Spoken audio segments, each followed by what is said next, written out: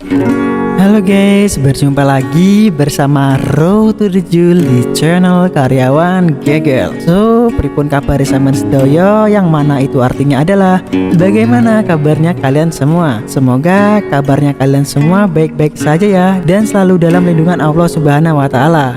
Baik teman-teman, kita langsung saja ke videonya. Tapi seperti biasa, sebelum ke videonya, mohon bantuannya untuk subscribe channel ini dan klik tombol loncengnya ya teman-teman. Oke teman-teman, kita langsung saja ke videonya. Let's go.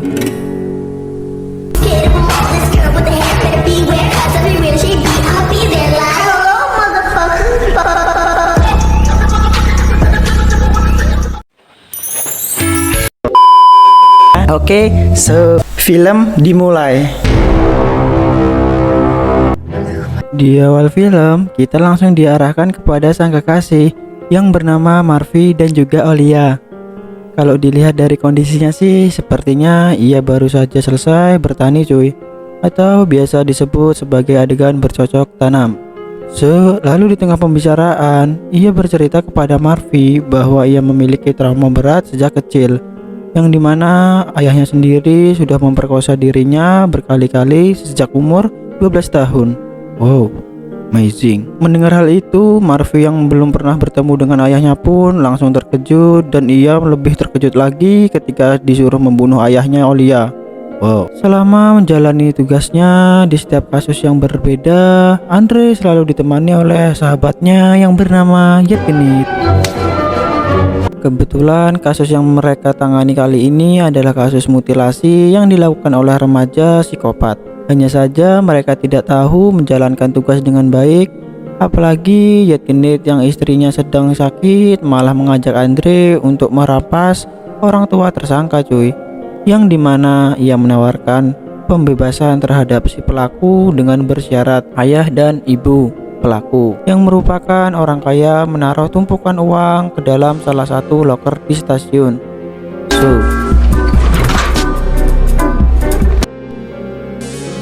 Saat si pelaku sudah bebas, mereka pun berencana untuk mengambil uang pelaku dan digunakan Yevgeny kepada istrinya yang menderita kanker otak.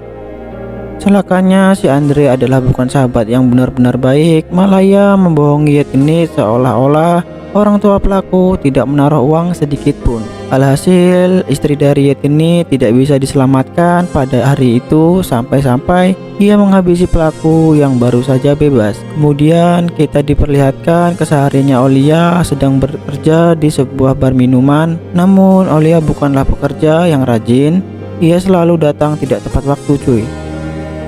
Kebiasaan terus menerus yang terjadi secara langsung dan berulang-ulang. Bosnya Bram sendiri sampai-sampai Olia langsung dipecat secara mendadak cuy. Beberapa hari berlalu, Marvy sudah berada di depan apartemen sambil membawa palu. Sudah jelas kamar ini adalah tempat tinggal dari ayahnya Olia yang menjadi tempat pemerkosaan anaknya sendiri.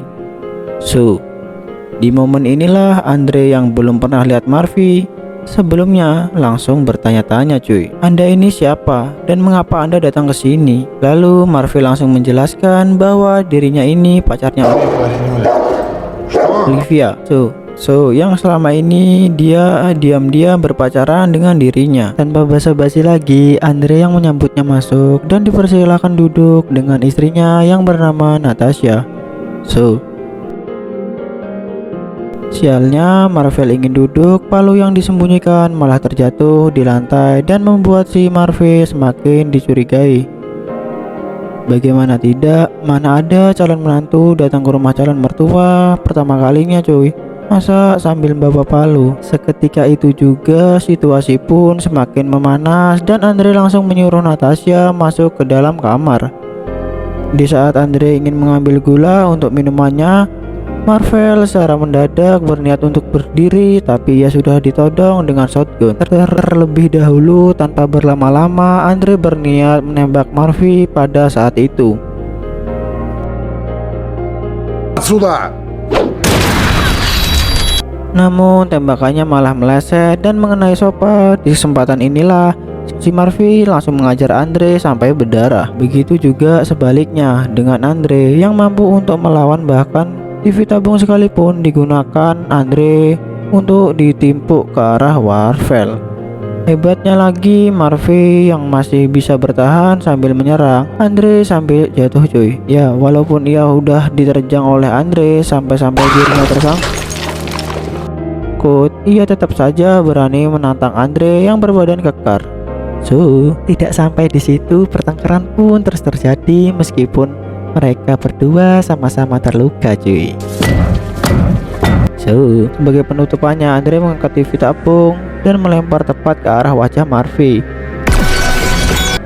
Saat ia sadar, ternyata Marve tidak mengalami luka yang serius, tetapi kini ia tidak bisa kemana-mana dikarenakan dikunci di kamar mandi dengan keadaan tangan diborgol cuy. Kemudian Marvel tidak bisa tinggal diam, yang dimana ia tetap berusaha mengintip untuk melihat kondisi ruang tamu cuy. Terlihat jelas ada Natasha dan Andre yang sedang membersihkan uang yang bertebaran. Setelah selesai, ia mencoba melepaskan borgol yang ada di tangannya. Ia mengambil beberapa jepitan rambut yang berada di kamar mandi, tapi celakanya jepit rambut itu malah terjatuh ke lubang betap, yang mana Marvel mau gak mau harus menggunakan lidahnya sendiri untuk mengambil jepitan tersebut cuy. Beruntungnya ia berhasil mengambil jepitan itu dan mencoba membebaskan diri, akan tetapi keberuntungannya Marvel tidak berlaku untuk borgol yang berada di tangannya dikarenakan Andre menyadari rencana Marvel yang berniat untuk kabur. Di titik inilah Andre langsung menginterogasi Marvel yang membuatnya bertanya-tanya cuy. Setelah ditahan berkali-kali, Marvel pun buka suara dan menyuruh Andre jangan memperkosa anak sendiri cuy. Mendengar hal itu, Andre seperti orang yang kebingungan dan apa yang diucapkan oleh Marvel, sampai-sampai ia menganggap Marvel ingin bermain-main dengan dirinya. Dan tanpa basa-basi lagi, Andre yang sudah mengambil sebuah bor langsung mengajak Marvel untuk bermain-main cuy. Dengan kata lain, kakinya Marvel langsung dibor. Saat itu juga yang tentunya membuat kamar mandi sudah terciprat dengan darah. Setelah selesai mengebor, Andre terasa seperti orang yang tidak berdosa coy. Dan ia bercerita kepada Natasha bahwa anak itu masih hidup, hanya saja situasi sulit ini ia malah menelpon Get Genit untuk membantu masalahnya. Beberapa menit kemudian, Marve yang masih terbaring lemas masih berusaha melepaskan diri dari ikatan borgol. Bahkan di saat keadaan sudah terluka parah, Marve malah sengaja mengoleskan tangannya dengan sabun mandi. Namun kali ini usahanya tidak sia-sia cuy, dan ia berhasil menarik tangannya dari cengkraman borgol sehingga borgol itu lepas dari tangannya cuy. Saat itulah Marvel langsung keluar diri dari kamar mandi sambil mengambil shotgun yang berada di ruangan tamu. Andre yang melihat hal itu pun cuma bisa diam aja, dan ia langsung mengeluarkan kemampuannya bicara untuk merayu Marvel cuy. Ditambah lagi bahwa dirinya adalah seorang ayah yang baik serta tidak pernah memperkosa Olia sejak kecil. Tetapi Marvel tidaklah bodoh dan tidak semudah itu untuk percaya kepada Andre, yang dimana untuk membuktikan ia menyuruh Andre untuk menelpon Olia coy.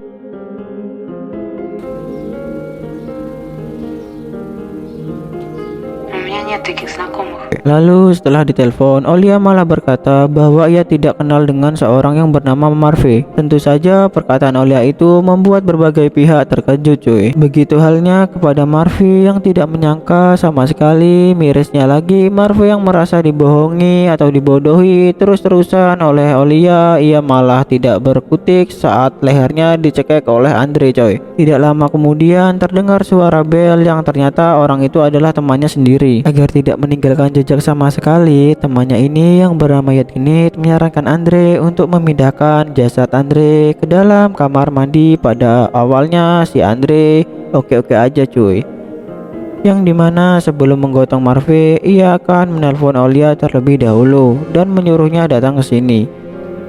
Selesai menelpon, Get Genit yang sedang menggotong Marve bersama Andre malah tidak sengaja menjatuhkannya.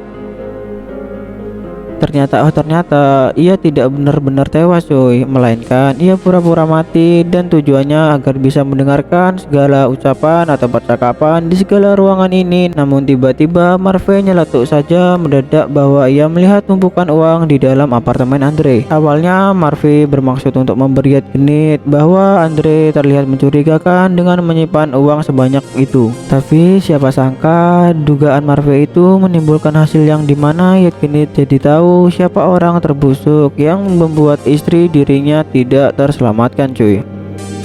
Gak mau banyak basa-basi lagi, genit langsung mengeluarkan pistolnya dan begitu juga Andre yang mengambil shotgunnya cuy. Hanya saja di saat situasi yang lagi tegang-tegangnya, datanglah Olivia tadi ditelepon oleh Andre. Lalu Olia yang belum sempat berkata sedikit pun harus melihat genit yang menembak ayahnya dan ayahnya yang menembak genit cuy.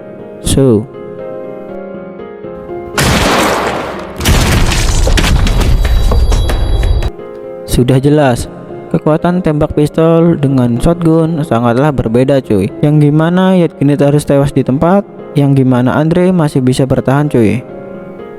Kali ini Andre berusaha menyiksa Olia yang dimana benar-benar Andre membuat Andre penasaran. Sampai pada akhirnya ia mengaku bahwa mengenal Marve yang selama ini berpacaran dengan dirinya. Dari momen inilah terbongkar sudah alasan Olia yang menyuruh Marve untuk membunuh ayahnya, yang ternyata bukan karena diperkosa dari kecil, melainkan pada waktu itu sehabis Olia dipecat, dia sengaja mendatangi apartemen ini. Olia yang bersiap untuk pergi malah curiga dengan gerak-gerik ayahnya yang sedang membawa sebuah tas hitam cuy. Dan ternyata ayahnya secara diam-diam sedang melihat tumpukan uang di dalam kamar mandi.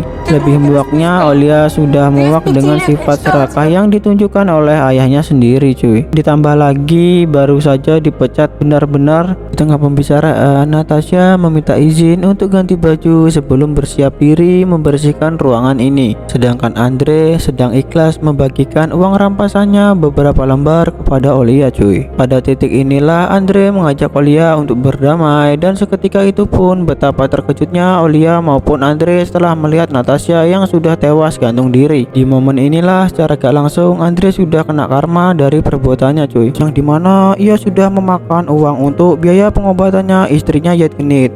Dan tindakan itulah membuat istri genit tidak terselamatkan cuy. Kini Andre juga merasakan bagaimana ditinggal seorang istri yang tewas secara mengenaskan. Dengan situasi Marve mencoba kabur dari apartemen itu tidaklah mudah cuy ya kan. Sudah diketahui oleh Andre. Mengejutkannya, Olia sama sekali tidak peduli dengan Marve dan ia malah menusuk perutnya dengan sebuah pisau rabel dari luar ruangan, yang dimana sudah ada 2 orang polisi dengan menunggu di depan pintu. Dan 2 orang polisi itu mengaku bahwa mendapatkan kabar dari tetangga bahwa kamar ini, apartemen ini sangatlah berisik. Hanya saja kecurigaan polisi hilang sekejap setelah melihat KTP Olia yang ternyata anak dari Andre. Di saat polisi itu sudah keluar dari apartemen, Andre berencana untuk merekayasa tempat kejadian ini. Dengan kata lain, Andre mengarang sebuah peristiwa cuy, bahwa genit dan teman laki-lakinya sengaja datang ke sini dengan keadaan mabuk dan berniat memperkosa Natasha. Seolah-olah pada kejadian itu bersama Olia sedang tidak berada di apartemen, akan tetapi si Olia tidak peduli sama sekali. Namun celakanya Olia yang ingin pergi, bahwa Andre yang sekarat masih sempat-sempatnya untuk menembak Olia sampai tewas. Pada akhirnya setiap orang pun harus tewas satu per satu di apartemen ini cuy. Tetapi berbeda halnya dengan Marve yang terlihat masih mampu bertahan hidup. Dan seketika itu pun juga Marve langsung mengambil kunci di kantong Olia untuk pergi dari apartemen ini cuy.